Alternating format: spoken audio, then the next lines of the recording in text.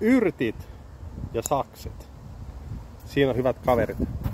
Alkas olemaan se aika, kun yrtit pitäisi leikata.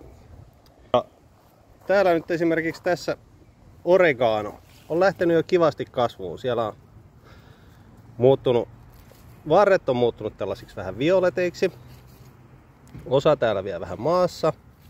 Niin nyt on se aika, kun pistetään vaan yrttiä tosta saksilla naps. Syy minkä takia tää leikataan nyt on se, että se kasvaa entistä tuuheammaksi puskaksi tästä. Ja tietenkin saadaan samalla itsellemme satoa.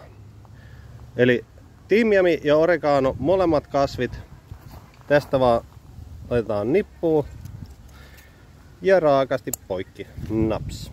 Timjami siitä kanssa. Molemmat tuuheutuu siitä ja lähtee kasvaan entistä vahvemmin. Sitten basilikan kanssa on nyt latvomisen aika.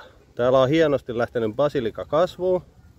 Ja basilika latvotaan sillä tavalla, että se lähtisi niin kuin kasvamaan sellaiseksi tuuheeksi puskaksi. Niin tää hoidetaan sillä tavalla, että katsotaan tästä, että tässä on 2 lehtiparia alla. Eli 1, 2.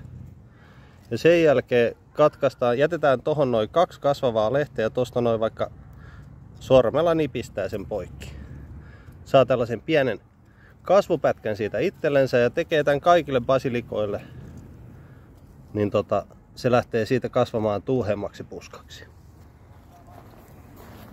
Eli tällä tavalla tehdään kaikille yrteille, niin ne lähtee kasvamaan siitä entistä tuuheammaksi puskaksi.